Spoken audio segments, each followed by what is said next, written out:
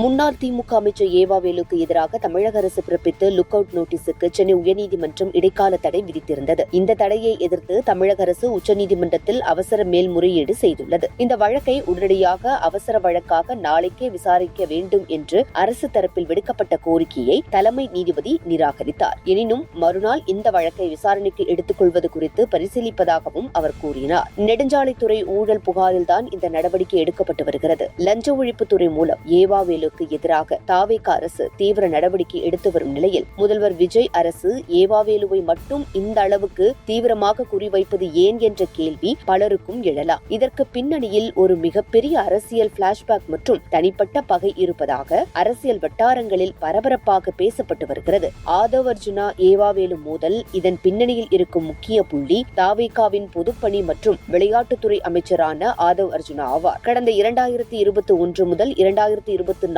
வரையிலான காலகட்டத்தில் ஆதவ் அர்ஜுனா திமுகவுக்கு மிகவும் நெருக்கமான ஒரு தேர்தல் ஆலோசகராக செயல்பட்டு வந்தார். குறிப்பாக 2021 சட்டமன்ற தேர்தலில் திமுகவின் வெற்றிக்கு முக்கிய காரணியாக இருந்த ஐபேக் அமைப்பை திமுகவுக்கு அறிமுகப்படுத்தியதில் இவருக்கு முக்கிய பங்கு இருந்தது. இதன் காரணமாக கடந்த 2024 நாடாளுமன்ற தேர்தலில் திமுக சார்பில் எம்பி சீட் பெறுவதற்கு ஆதவ் அர்ஜுனா தீவிரமாக முயன்றார். அவருக்கான வாய்ப்புகளும் பிரகாசமாக இருந்தன. ஆனால் திமுகவின் மூத்த தலைவரான ஏவாவேலுதான் சீட் ஒதுக்குவதில் முடிவுகளை எடுத்தார். அவர்தான் இந்த ஏற்பாட்டுக்கு கடுமையான முட்டுக்கட்டை போட்டதாக கூறப்படுகிறது. ஆதவ் அர்ஜுனாவுக்கு எம்பி சீட் வழங்கக்கூடாது என்பதில் ஏவாவேலு பிடிவாதமாக இருந்ததால் கடைசி நேரத்தில் அவருக்கு திமுகவில் வாய்ப்பு மறுக்கப்பட்டது. தாவேகாவின் தூணாக மாறிய ஆதவ் அர்ஜுனா தமக்கு சீட் மறுக்கப்பட்டதால் கடும் அதிருப்தியடைந்த அவர் திமுகவில் இருந்து வெளியேறினார். திமுகவின் இந்த செயலுக்கு எதிராக தனது அரசியல் வியூகங்கள் மூலம் பதிலடி கொடுக்க துணிந்தார். அந்த சமயத்தில்தான் விஜய் தமிழக வெற்றி கழகம் என்ற கட்சியை தொடங்கி